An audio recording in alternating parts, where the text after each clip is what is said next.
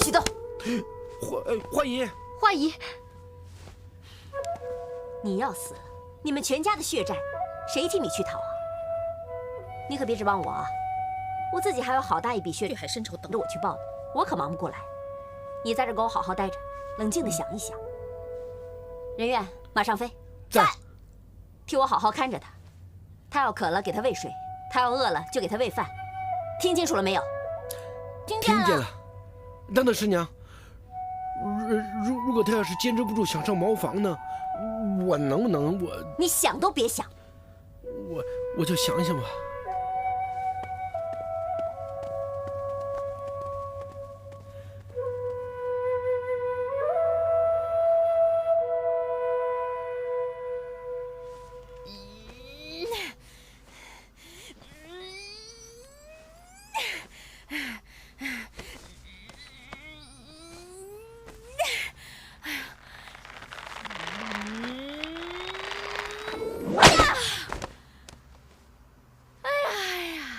舒服。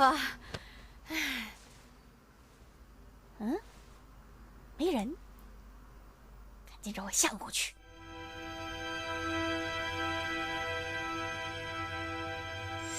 你面前这个人，就是官居二品的左都御史杨涟。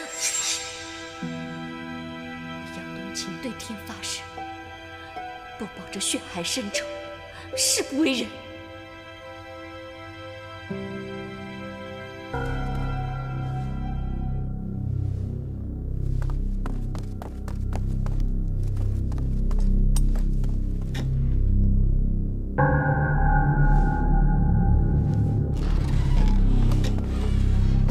什么人？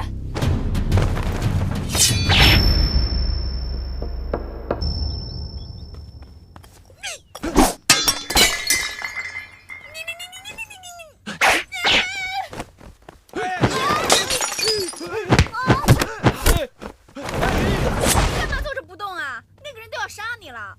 哎呀，他不是不想动，他是被我点了穴，动不了。哎呀，没事吧？没事吧，冬青姑娘？哎，怎么又是你啊？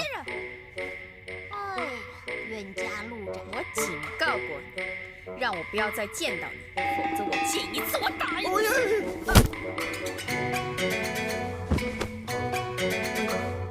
怎么又撂倒一个？打狗也得看主人，都警告过你了，烦都烦死了，还来这打。那这怎么办啊？她是你娘子，你自己看着办。是我。冬晴姐姐，你没事吧？幸好艾迪姑娘出手相救，不然我可能已经命丧在那个黑衣人的剑下了。哎，这平时也没听说你得罪了什么人，还是跟谁结了怨。你说这会是谁下的毒手啊？师娘，你别费劲了，赶紧给冬青姑娘解个穴道再说。花姨，我姐姐差点都被坏人给杀了，你就解开她穴道吧。你们以为我喜欢点住她的穴道啊？哪个王八蛋愿？我这么做，我也是不想她白白去送死啊。我现在已是自身难保，你又不可能时时刻刻保护着我。如果再有下次，只怕我不会那么幸运了。这说来也真巧啊，那3个自称是袁将军派来的人，一进咱醉月楼之后，就出了这样的事。哎，难道就和我猜测的一样，那3个人真的有问题啊？哎呦，如果是这样的话，那醉月楼真的是四面楚歌了。哎呀，师娘啊，你怎么这么絮叨啊？你先把他的穴道解开，要不然就出大事了。不对呀，花姨，你就行行好吧。我姐姐差点就让坏人给杀了，难道你真忍心看到她这样啊？花姨，你放心，我会为大局着想，不会冲动行事的。是你？你蒙着脸干什么去了？我听你的去打听了，看看能不能找到顾先生遗孤的线索。说实话。我说的是实话呀。不过，我还看见一个漂亮的花姑娘，所以你又动了色心。哎，破天，你虽然我们以前都是无恶不作的江洋大盗，可你现在是袁将军的手下，别再让你以前的江湖习气坏了袁将军的声誉。而且花姨现在对我们并不太信任，你别再给我节外生枝，误了大事。你给我听清楚，别再给我有下一次，否则的话，军法伺候。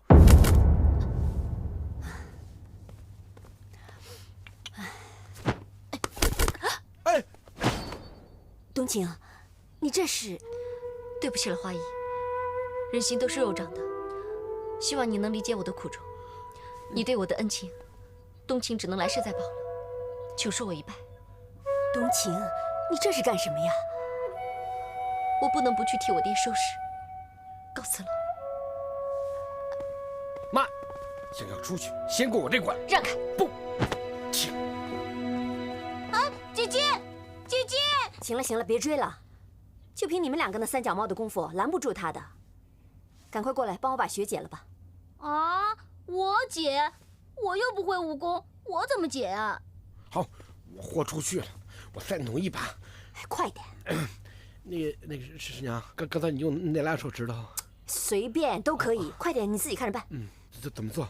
到前面来，在我的左胸上4寸方向用力戳下去，快点。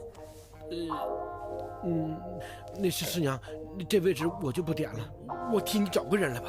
啊！哎呦喂！谁打了我一下？怎么那么疼啊？你力气比牛还大，一定能解开华姨的穴道。解穴？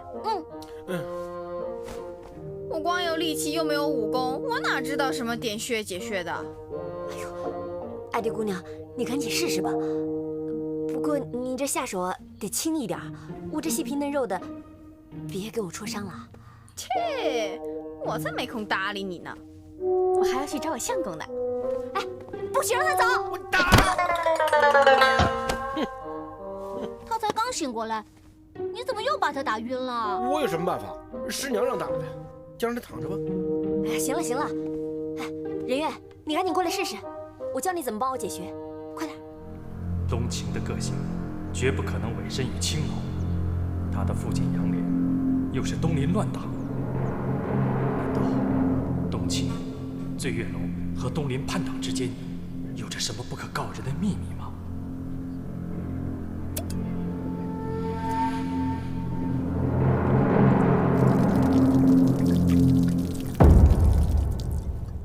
怎么点了这么长时间还不醒啊？小少爷，加油，使点劲儿啊，努一把。华姨，把你戳疼了吗？你要是痛的话，可得告诉我啊。哎呀，我说任月啊，这平时看你吃的也不少，怎么就不长力气啊？你使点劲啊！哎呦，华姨，我都按照你教我的去做了，可我的手都快戳断了，怎么办啊？哎呦，还没戳完呢，我一觉都睡醒了。这么快就醒了，讨厌！哎呀，来不及了，冬青姑娘肯定会干傻事儿，我得去救她。哎，你给我站住！去哪儿啊？这个时候你就别给我添乱了。师娘，冬青的脾气你又不是不了解，她从来都是说一不二，更何况是给她亲爹收尸的事儿。我要是不去救她，她肯定白白送死。你去救她？哼，你什么都不会，你拿什么去救她？飞蛾扑火，螳臂挡车，你去了也是白白送死。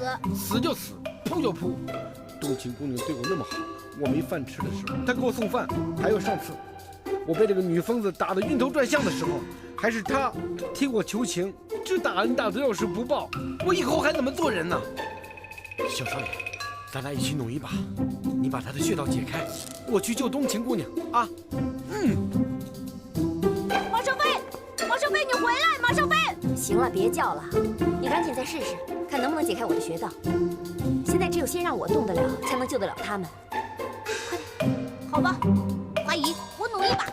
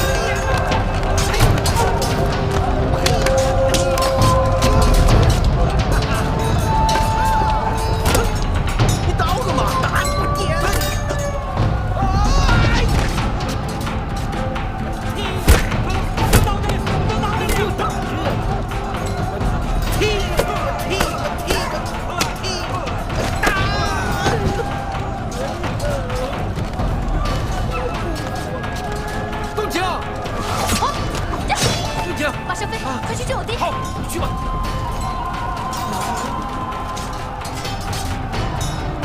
怎么这？刚才敢听？我打！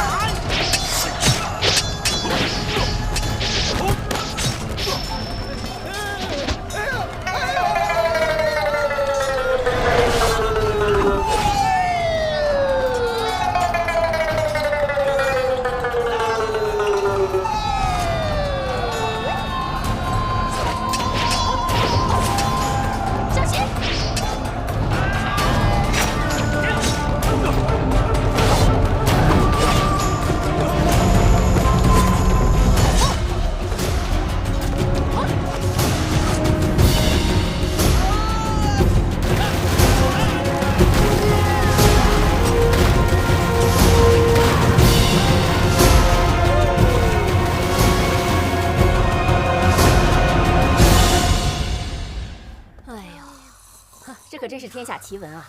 哎，你看看，你看看，哎，都被打晕成这样了，还能打呼噜？哎呦，你看他晕的有多香啊！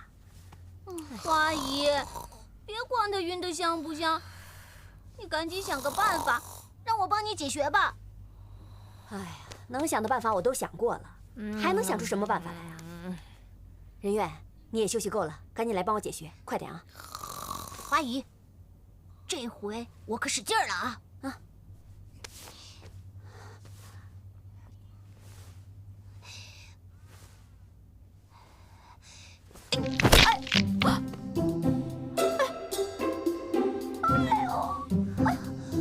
散了，真的散了！什么散了？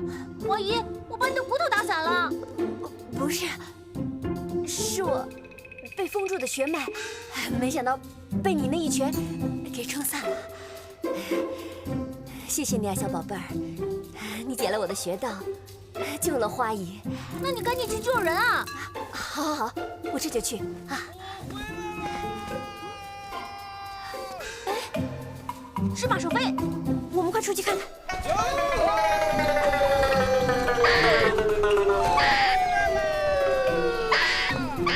你回来啦！干什么呀你？你这是干什么呀？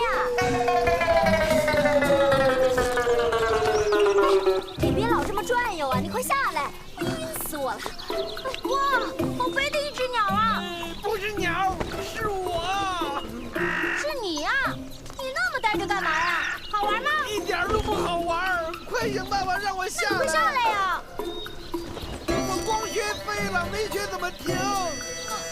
花姨，快教他怎么停啊！糟了，那个秘籍只有上半部，没有下半部。没有下半部会怎么样啊？没有下半部，我就不能让它下来啊。那下半部呢？让虫给吃了。快想办法呀！我不能一直这么飞呀！哎呀！行了，我想想办法。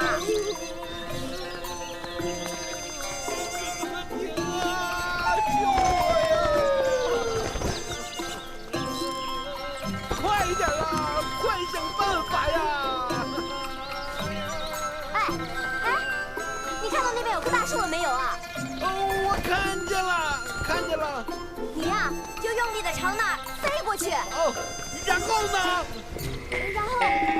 然后一会儿你就知道了。哦，我飞呀！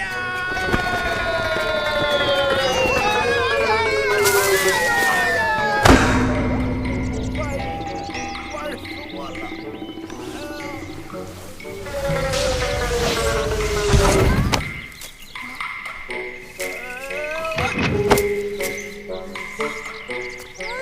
马守飞，你没事吧？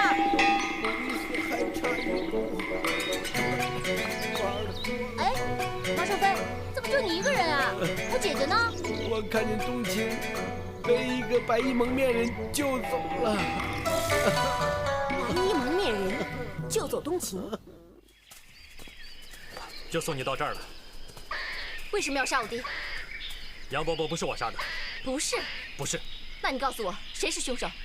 我只能告诉你，不是我杀的。你分明就是狡辩。我没有。那你为什么不救他？我救不了。救不了？你忘了我爹以前是怎么对你的吗？他把你当成自己的亲生儿子，你居然见死不救。他对我再好，也是大逆不道的反贼。我劝你趁早离开醉月楼，以免步你爹的后尘。大逆不道的人是你！我言尽于此，随你信不信。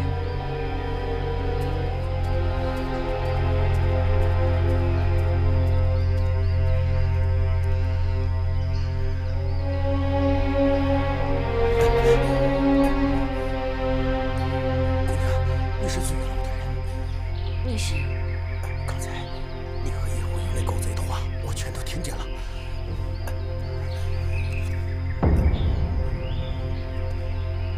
你是袁将军派来的13铁骑？我13兄弟分3路进城，其中2路人先后遭到官府的人埋伏，另1路人则下落不明。又是叶红英。我怀疑军情已经泄露，13铁骑中必有内奸。壮士，壮士！内奸。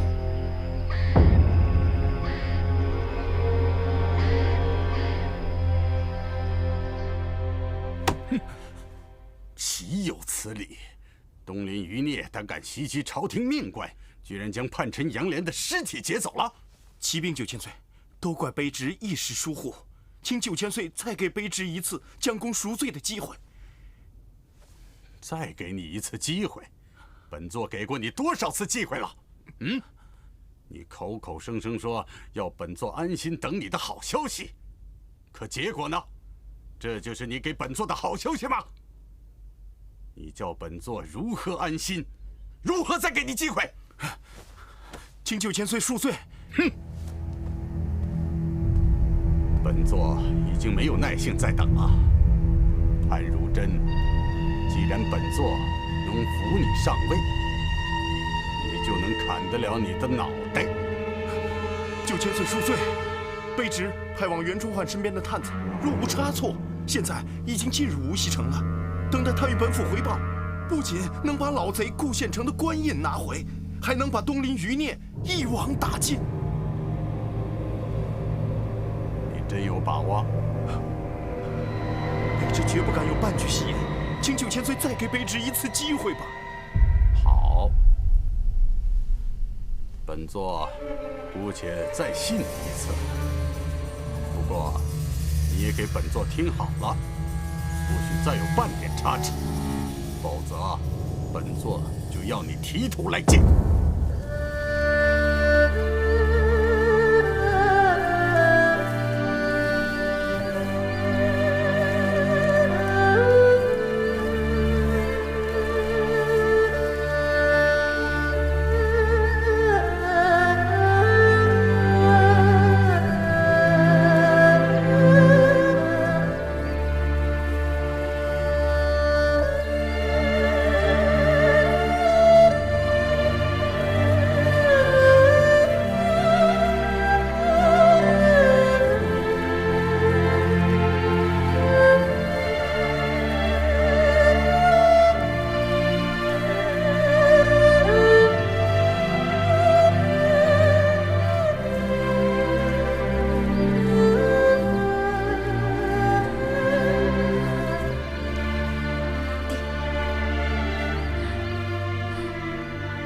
送你上路。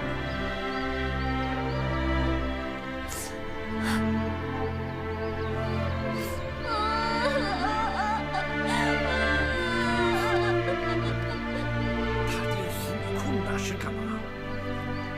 我看姐姐哭这么伤心，我就想爷爷。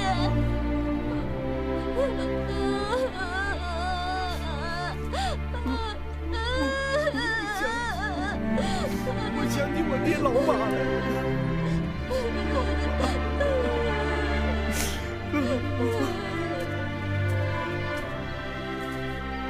杨大人，鹰犬当道，不能把您风光大葬，实在是委屈您。您放心吧，冬青我会替你照顾的。您一路走好。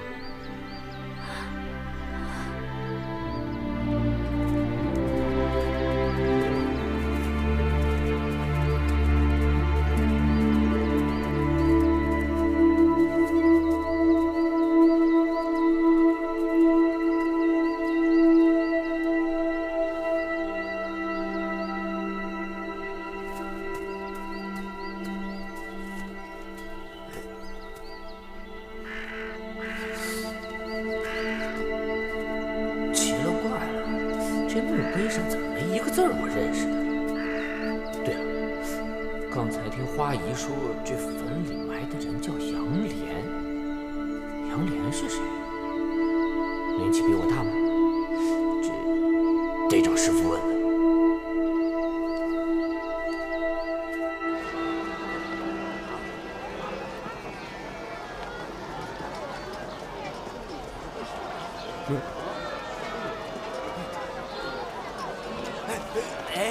站长，我进去看看。哎，我这。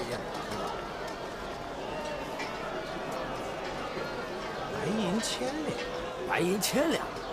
哎，谁死了还这么值钱呢？这不白纸黑字都写着呢吗？你不识字？谁说我不识字了？字儿不识我。哎，小哥，你行行好，你给我说一下，谁死了这么值钱12品所出御史杨莲。杨莲，你爹入土为安了，你是了了桩心事，可我心里悬着的这块大石头，不知道什么时候才能够放得下。花姨，我可知道你心里那块大石头，就是那个女疯子吧？嘿，被打晕了居然还能打呼，太奇怪了。你少在这里跟我没心没肺的耍嘴皮子了，要不是为了你，我会摊上这种麻烦吗？花姨，这次多亏了马上飞，姐姐才能顺利的把他爹给安葬了。没有功劳也有苦劳啊，你就别说他了。哎，看你说的，这么客气干什么？一家人不说两家话。再说我也是误打误撞嘛，啊。花姨，这次害你为我操了这么多心，我道歉。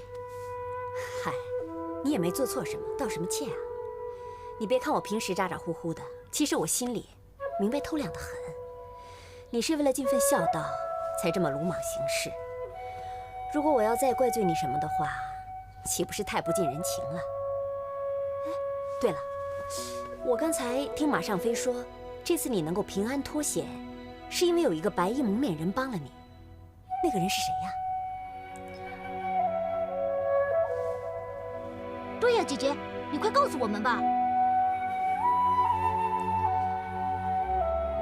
该不会又是他吧？先不谈这个。对了，花姨，你看看这个，这是袁将军派来的13铁骑呀！啊，真是袁将军派13铁骑来救我们了，那真是太好了。从此以后啊，我再也不怕那个女疯子来逼婚了。姐姐，你快带我去见她呀！只可惜，他已经死了。什么？死了？他临终之前还告诉我，13铁骑分成3路进城，其中2路在途中遭到了朝廷鹰犬的埋伏。这就说明，一定是有人泄露了军情，剩下3人之中必有内奸。内奸？看来我的猜测果然没错。花姨，你知道什么了？姐姐，花姨一直怀疑之前来我们醉月楼的那3个人，其中有一个就是内奸。所以才不让他们知道我就是爷爷的孙子。另外，花姨，我插一句，能不能让我们俩换回男儿身啊？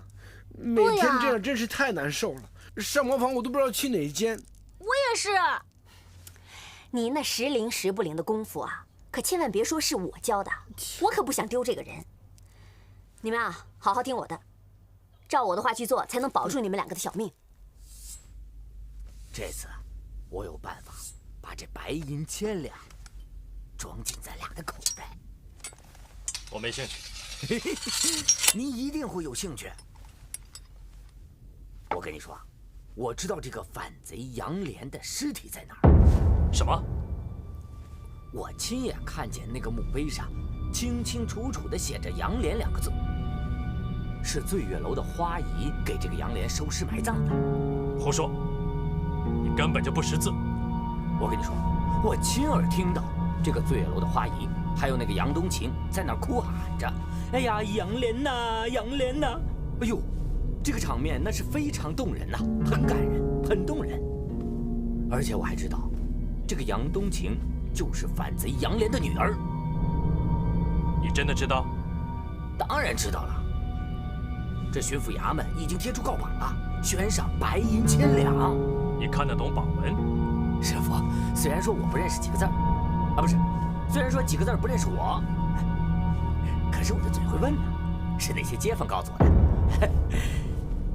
师傅，虽然说我一直不知道您是在哪个行当上发财的，但是我心里明白，师傅您一定是一个浪迹天涯、闯荡江湖的真英雄。所以说，我决定把这个白银千两我给他赚回来，我天天把您供养着，您就不用那么辛苦了。要不这样好不好？您干脆把您那个很危险呐、很辛苦的那工作给辞掉，从今天开始，我就把您当我亲爹一样供着，好不好？我现在就上巡抚衙门领钱去啊！回来，领什么钱？悬赏花红，我决定去告密去啊！哎呦，师傅，您徒弟我那可不是一个一般的人渣，您太低估我了。您可爱的徒弟我曾庸啊，是一个极品人渣。嘿嘿，我决定啊，把这件事情一五一十的找巡抚大人潘汝贞潘大人，我向他告密去。你敢？我告诉你，这件事情若有第三个人知道，我向你保证，明年的这个时候，你坟头上的草一定比现在的你长得还要高。师傅，是，你放心，我拿我的性命担保，这件事儿只有天知地知，你知我知。可我还是不信，毕竟他们几个都是袁将军派来的。这天底下没有什么事是不可能的。还是那句老话，小心驶得万年船。而且呀，这其中还有很多蹊跷之处。首先啊，他们一到了醉月楼之后，对他们失散的弟兄还有风尘双侠不闻不问的，只对人怨的下落感兴趣，这太不合情理了。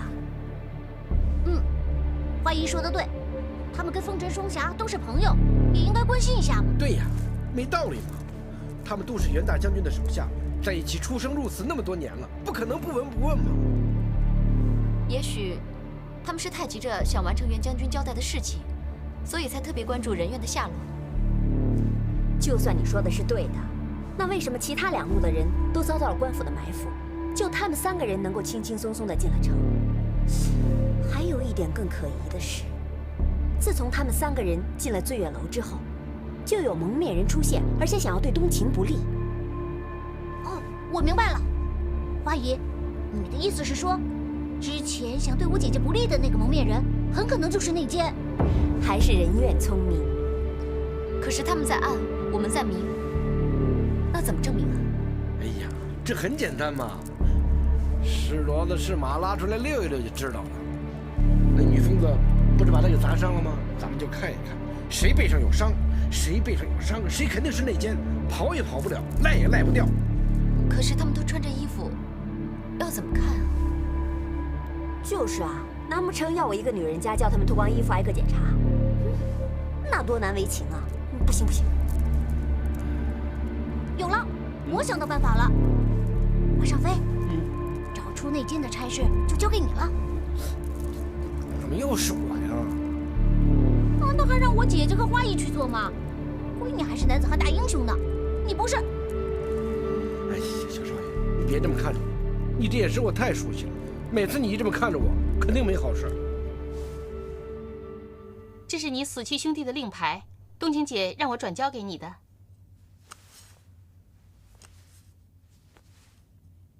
10位兄弟惨死，我石破天若不能血债血偿，誓不为人。麻烦你帮我谢谢冬青姑娘。哎，各位都是自己人了，还客气什么呀？还有啊，花姨说了，各位一路南下真是辛苦了，特地叫人备好了热水，要我领着姑娘们伺候各位沐浴更衣。啊，太好了，舒舒服服的洗个澡。江浪，不得无礼。哦，麻烦你跟花姨说一声，不敢叨扰。各位到了醉月楼就是贵客。再说了，你们都好几天没有洗澡了，都快熏死人了。爷爷呢？我们好生伺候着。好嘞，走吧。走吧，爷。大哥，这边请啊，请啊。大哥，别挑了，就我吧。大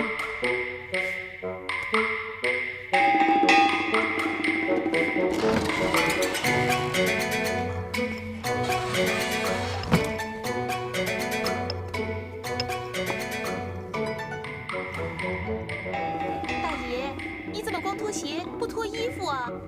穿着衣服，我怎么给你搓背呀？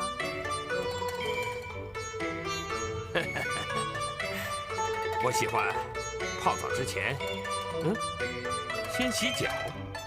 哎呦，别那么多事了，赶紧脱了吧。我给你洗脚、搓背，保证舒服。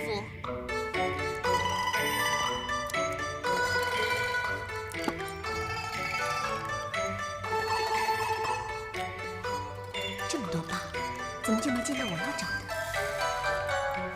姑娘，你看什么呢？你不是给我擦背吗？怎么不动了？哦，嗨，瞧您背上这么多刀疤，都把我给看傻了。这都是我在战场上留下来的疤。哟，那就是英雄疤了。爷，您可真是太英勇，太有男子气概了。姑娘，来，你进来干嘛？等一下，这位壮士，你不要对我太客气，以后别叫我姑娘了。20年前的今天，我就开始干这行了。今天正好20周年，我们好好庆祝一下。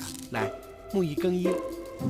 哎，等等，你说什么？我说帮你沐浴更衣。不，我真的不习惯，请你出去好吗，姑娘？哎呀，这位大爷，刚来的客人都说不习惯，洗着洗着就习惯，而且还容易上瘾。来，我给你脱了。哎，我自己洗，我不需要你帮我。出去！呀，大爷，出去！就算帮我个忙不行吗？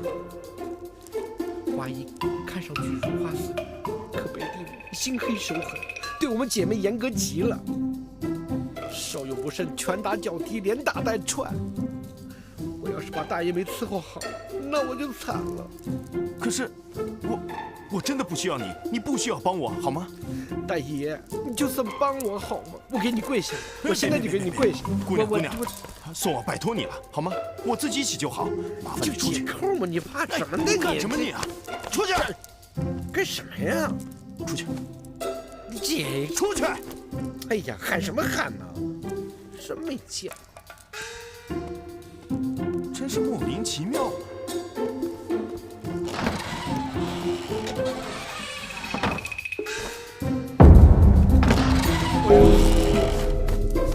哎，你干嘛又跑进来啊？哎呀，至于吗？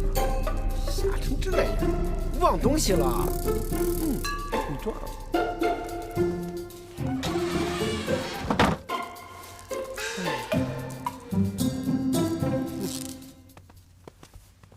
花姨真的没有？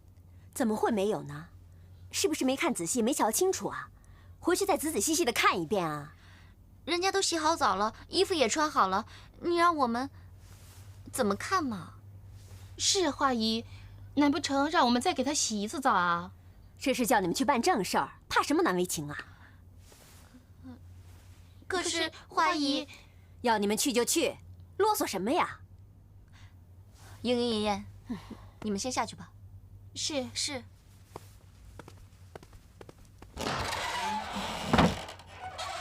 奇怪，怎么能没有呢？对呀，被那个曾爱弟拿那么重的东西砸了背，肯定要留下淤青的。那这么说，这个岳新川和江浪都不可能是内奸，那不就石破天的嫌疑最大了吗？哎呀，这个马尚飞怎么这么慢呢？淹死在澡盆里了，还不回来？看见了，花姨姐，我先喝口水。哎呀，赶紧说！我有重大发现。马尚飞，这希望可全都在你一个人身上了。你真的看见了？那当然了。在哪里啊？我能不能先喝口水啊？哎呀，待会儿再喝，快说。在背上。快说说看，在他背上发现了什么？在他背上发现了很大一颗青色，特大一块。那就没错了。我现在就去把这个内奸给灭了。哎，花姨姐，不要那么冲动，你可不能错杀了好人。好人？你说锦衣卫派来的内奸是好人？我没说内奸是好人，我说你不能错杀了好人。可是，哎，可是刚才不是说，在他背上发现了很大一块淤青吗？淤青？我什么时候说有淤青了？我没说淤青，我只说他在后面发现一大块青色，挺大的一块。可是你刚才明明说了，他身上有一块青色的呀，还是很大的呢。我说的不是，我说的是刺青，挺大一片刺青，但是在刺青下面有没有淤血，我没法看见，他死活不脱。你真够讨厌的，干嘛不一次把话说完呀？这么说，咱们现在就没有证据来证明石破天他到底是不是内奸了。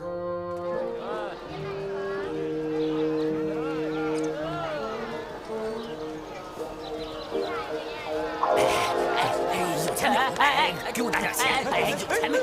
拿进来！哎呀，干啥呀，当家的？去给朝廷执行任务去。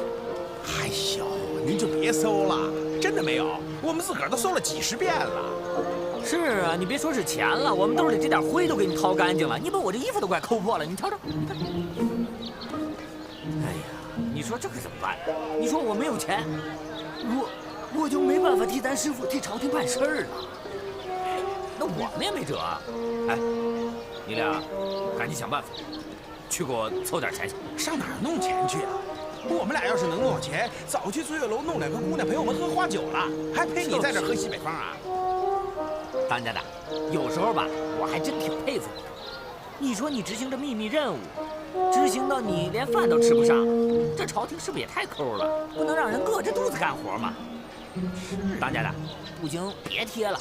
回黑风堂，毕竟自己家地方吃喝不愁，是不是？对呀。回去干嘛？我怎么回去？你说，我那宝贝女儿都失踪那么久了，我也得打听打听她的消息。好歹我是个做爹的。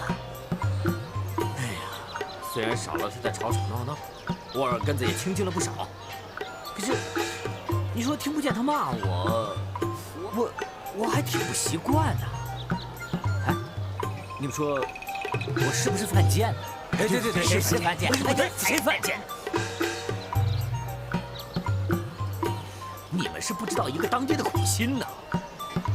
艾弟他娘死得早，这么多年，我是又当爹又当娘，我含辛茹苦，我一把屎一把尿把他给喂养大了，哦不是，把他给拉扯大了。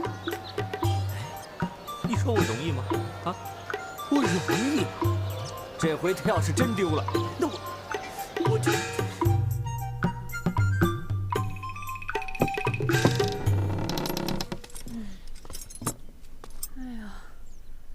哎呀，好晕啊！也不知道我睡了多久。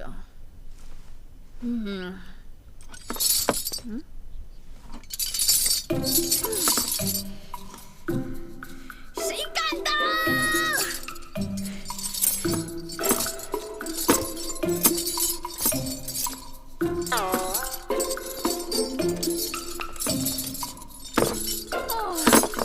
谁那么缺德呀？拿铁链捆住我！我知道，一定是他们发现用生牛筋捆不住我，所以改用铁链了。真是最毒妇人心，这句话说的一点都没错。看，不愿意到醉月楼来。想让我陪酒卖笑，所以才把我打晕，然后把我捆在这儿。哼，想逼我就范，没门儿！我宁死不屈。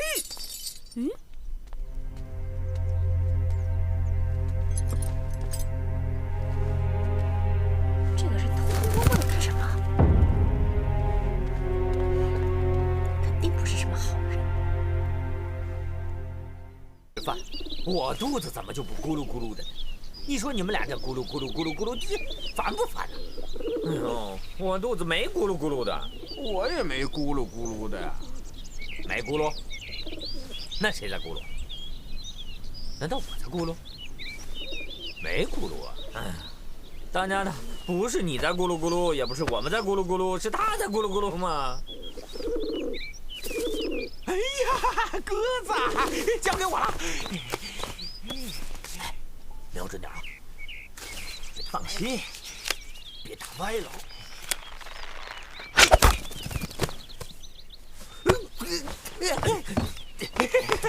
天上不会掉鸡腿，但它会掉鸽子呀。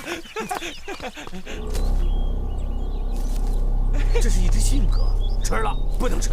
我打的为什么不能吃啊？当家的，我告诉你啊，你可不带抢食的。我跟你说，宝龟，宝龟，宝龟第一条，宝龟来贵的。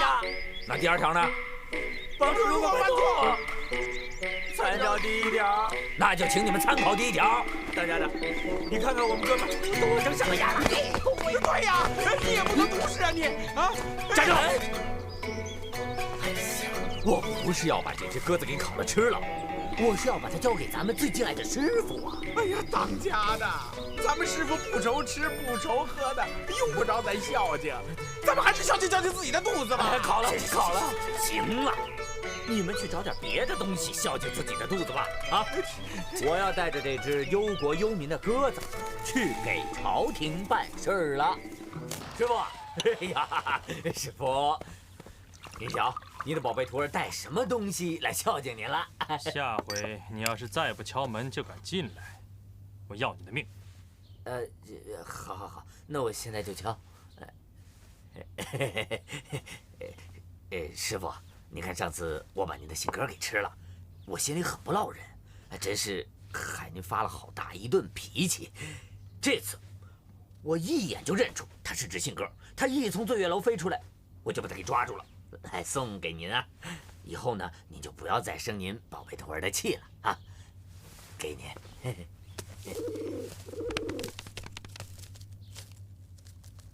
你确定这只鸽子是从醉月楼飞出来的？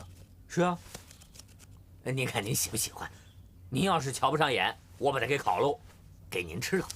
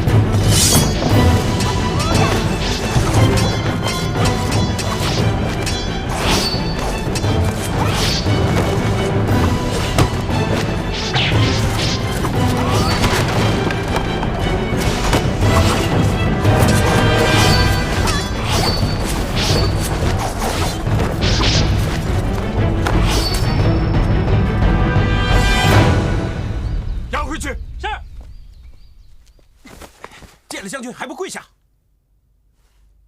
狗官，我恨不能将你千刀万剐！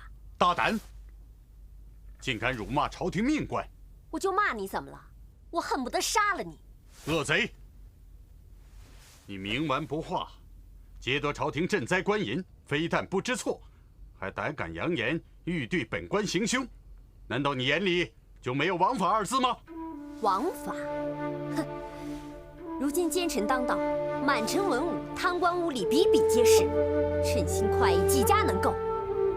我赛花花只恨学艺不精，不能杀尽你们这批贪官污吏，以谢天下百姓。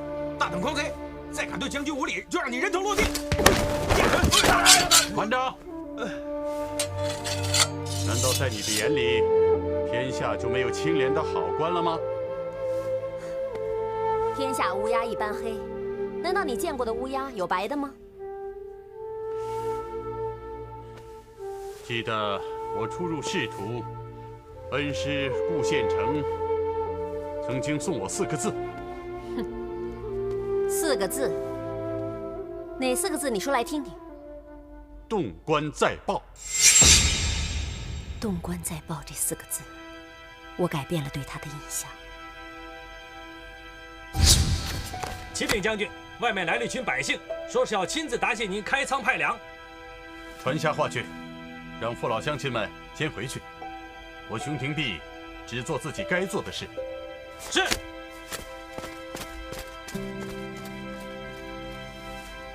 没有想到，如今这世道上居然还有像你这样的好官，肯为百姓着想。你开仓派粮，就是为了百姓。唉，我知道，当朝严宦魏忠贤完全弄术，朝中正直忠良所剩寥寥。我熊某更当清廉为官，纪婉从避狂潮。这什么跟什么呀？哎，你又来了，又说那些我听不懂的话了。你的意思不就是你要当一个爱民如子的好官，动官在报嘛，对不对？哎呀，我都懂了，我都学会了。来，你这是干什么？把我绑起来啊！哎呀，你是一个好官，我认栽了。哎呀，我结了官银，你爱怎么着怎么着吧。哎呀，你走吧。我犯了罪，你还让我走啊？你虽然做的不对，但是为了救助灾民，情有可悯。你走吧。看样子，他真是只白色的乌鸦，是个好官，而且还是个顶天立地的真英雄、真汉子。结果我就跟了他。花姨，你叫我来干什么？你这话问的不是废话吗？啊！我让你进房间来，当然是要对你干一些不能让别人知道的事儿。那花姨，你就是想干一些别人见不得的事儿，你也应该让我有个心理准备啊！这太急了。急？我当然急了，这事我都想了很久了。反正这也是早晚的事儿，拖也拖不了了。今天不管你愿意也好，你不愿意也罢，这事儿我一定要把它给办妥了，不能再拖了。你让我平静一下好不好？我真的没想好，你饶了我吧。你休想啊你！你就乖乖认命吧。等，与其挣扎没有用，那我就你就怎么样？我就开始吧，来吧。你以为我会跟你客气啊？来啊！哎，掉！哎，你上哪儿去？过来！啊？谁呀？我夫君熊廷弼，跪下！凭什么给他跪下呀？我又不认识他，我也没有干什么对不起他的事，为什么要给他跪下？要跪的人当然是你呀！你对我没有非分之想，可是我有啊！啊，真有啊？那当然了，还不赶紧跪下，叫声师傅！去呀！我凭什么呀？我也不认识他，我连他是方的、圆的、尖的、扁的我都不知道，我凭什么叫他师傅啊？我凭什么呀？叫他师傅我干嘛呀？什么叫辈分？你懂不懂啊？我好想知道。我问你，你那个会飞不会停的轻功是谁教的？是你。那我再问你，被你练成猪形爪的虎形拳，还有玉女拈花手，是谁传授给你的？也是你。那不就得了？那论辈论分，你该喊我什么呀？我该喊你师傅。可是我是女人。准确的说，你该喊我一声师母啊、师娘啊。那你对我的先父不就应该叫他一声师爹、师傅什么的？这有错吗？我有点乱。照理说应该是这样的。这不就得了吗？你还不赶紧跪下？你想当个不孝弟子啊你啊？不，花姨，你千万别动怒。反正这屋也没别的人，我拜谁不是拜？这男的不是这你父亲叫什么？熊廷弼。我是用男的拜还是用女的拜啊？都用。哦。师傅，请接受徒儿徒女马上飞一拜。完了。现在既然你已经成了我们家死鬼的关门弟子，那现在师娘我要你在你师傅的灵前发下毒誓。啊？好好练功，负起一个男人应尽的责任。就算是肝脑涂地、撕心裂肺，拼了你那条小命，你也要保护好醉月楼上上下下的安全。同时，你还要继承你师傅惩奸除恶、除强扶弱的遗愿，否则你就会乱箭穿心、五雷轰顶、血溅五步、身首异处，喝茶给水呛死，吃饭给米粒噎死，出门让狗咬死，上茅房让屎熏死。花姨，我从今以后不准再叫花姨，要叫师娘，别失了辈分。师娘，都挺好的，可是这责任未免也太大了吧？再说，这咒发的也太毒了呀！醉月楼又不是一个男的，还有一个小的呢。他才多大点儿啊？他能负得起这么大的重任吗？那还有13铁骑，还剩仨呢。他们3个人里面，谁是奸细？你知道啊？我能信得过谁呀？那怎么办？你说，不知道。你不是天天都嚷嚷着努一把，努一把，怎么到了真正的时候就不行了？今天啊，你必须给我好好努一把。我豁出去了，我努把大的，我努一把大的。我怎么努啊？我管你怎么努，反正你师傅在天之灵已经见证了我所交代你的一切。你要敢有二心啊，老娘我现在立刻马上，我就让你不得好死！不，花姨，不是师娘千万不要动怒。如果你要真怪罪徒儿，你打在徒儿身上，实际上是疼在师娘心上。师娘，你放心，有你和我师傅给我做主，我豁出去了，我努把大的。我就不信射不中。哎呦，怎么那么难呀？小姑娘，要不要让叔叔来试试？你行吗你？哎呀，你不让我试试，怎么知道我行不行？好吧，给你。好，看好了。嗯。哇，好棒啊！怎么样？叔叔，你射得真好。好，那想不想让叔叔教你啊？当然想了。可以。那你得答应叔叔一个条件。说吧，什么事儿？我想问你，这醉月楼里的大小事，你可都清楚？当然，醉月楼里的事儿没有一件我不知道的。那好，我问你，醉月楼里是不是有一个小男孩，姓顾？你可认识？认识，当然认识，顾人怨嘛。其实我……糟了，说漏嘴了。阿姨说过，不能让他们知道我的身份。怎么了？其实你什么？其实啊，我跟他也不是很熟啊。不会吧？你俩都是小孩子，应该常在一块玩，怎么会跟他不熟呢？怎么可能呢？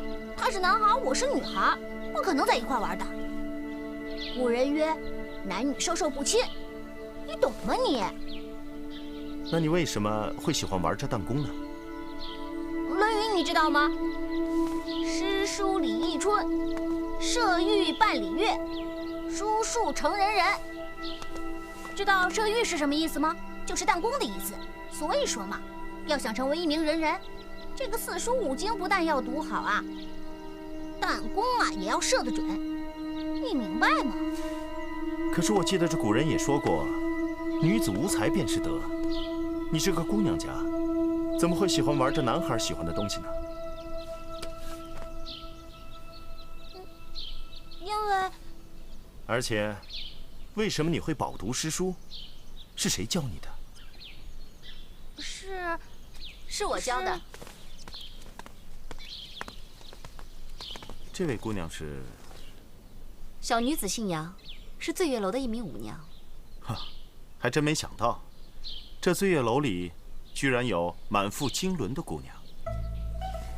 这有什么好大惊小怪的？不过隔行如隔山，就算你不知道，也并不稀奇。作为一名舞娘，不仅要学会武艺，还要粗略经纶，这样才能培养成不俗的气质。花姨买来这个小女孩，是想将她培养成舞娘，所以我教她读书识字，也没有什么好奇怪的吧？姑娘说的是。小姑娘，看来只好改日有机会再教你弹弓了。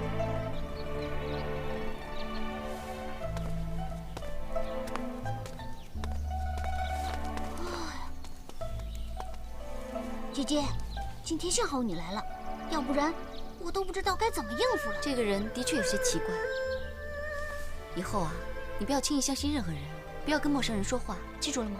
走走。哎呀，快放了我，不然休想我把秘密告诉你们。行了行了行了，别鬼哭狼嚎的，你快说，你到底发现了什么不得了的秘密？哼，你给我松绑，我就告诉你。把他给我扔回茅房去。是。哎，别，我说还不行吗？那就赶紧说，我可是出了名的没耐性、急脾气。嘿嘿，我看到一个男的在后院放了一只鸽子。飞鸽传书，快告诉我，那个男的是谁？我哪知道他是谁呀？哎，我要是让我看见，我肯定认得出。那你帮我认出那个人来。那事成之后，你给我松绑。一言为定。好，快。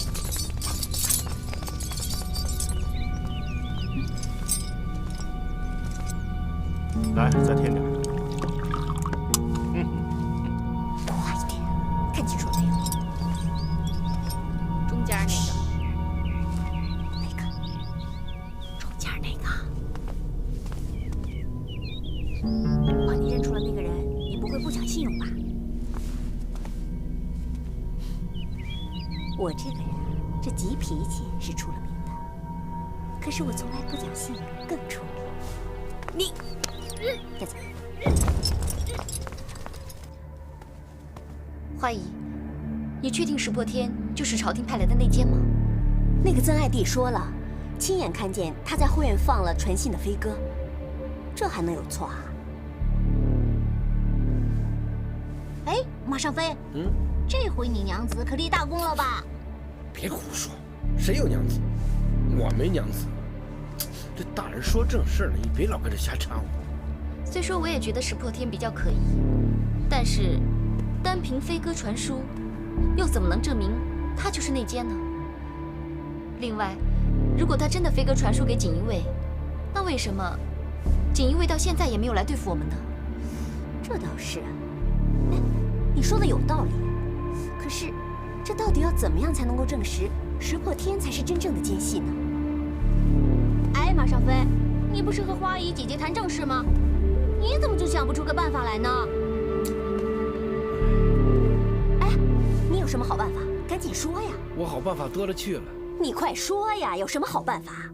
我在想出这个好办法之前，还想再想出一个比这还好的办法。先想出另外一个办法，什么办法？办法太多了，你让我整理一下啊。切，你这说了不等于白说嘛？还以为你这猪脑袋能想出什么好办法，真是。哎，有了，我想到一个好办法，这个办法可以试试。人愿，你想到什么办法了？快说！你们想想，袁将军除了想找我之外，还想找什么？你爷爷的官印啊！答对了。快告诉我们呀！小的年纪还学会卖关子了。我们呀，只要把官印上的图文拿出来，那个内奸见到了，肯定急着把他送出去，自然不会惦记我们了。这什么跟什么呀？我怎么听得一头雾水啊？我明白人愿的意思了。我曾听风尘双侠说过，魏忠贤抢走那个铁盒，必须要用顾大人的官印图文当钥匙才能打开。如果让那个奸细拿到了官印图文，他一定会迫不及待地交给魏忠贤。那这样一来，他就不会再理会人愿了。答对了，姐姐真聪明。办法是你想出来的，所以啊，你更聪明。可是，要把观音图文交给内监，那不等于助纣为虐吗？哎呀，不行不行不行，你这办法不行。哎，花姨啊不，娘，啊不，是娘，这回你没我聪明了，我们可以把一假的图文给他们，不就解决了吗？啊？华尚飞，既然你的笨脑袋都开窍了，那这个光荣任务就交给你了。怎么又是我？别乱动，别乱动，别乱动！给我墨汁。老爷，我叫你老爷，你快点行吗？我受不了！哎呀！叫你别乱动！哎呦，要不然我就画歪了。我是说少爷，有桌子为什么不用非要在我身上画呀？哎呀，桌子上画线太直了，在你背上画才有篆刻的感觉。你别乱动啊！还好，你不是岳飞他娘，他娘用针扎。你还都提醒我了。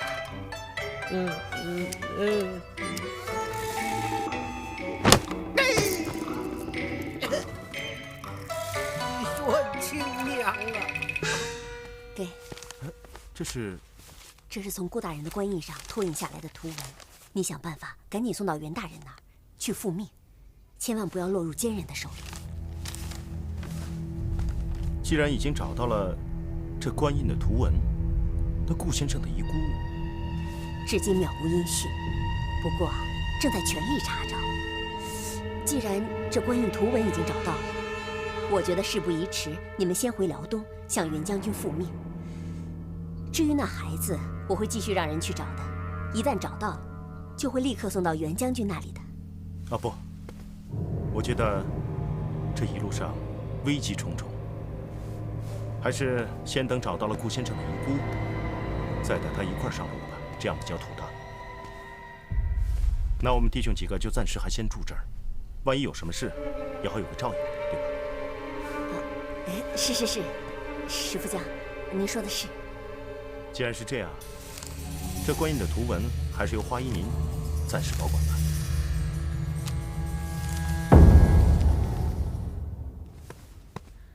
石破天把官印的图文还给你了，这我也出乎意料啊。他还说非要等到找到人怨他才肯走。不可能啊！难道我画的假官印不好，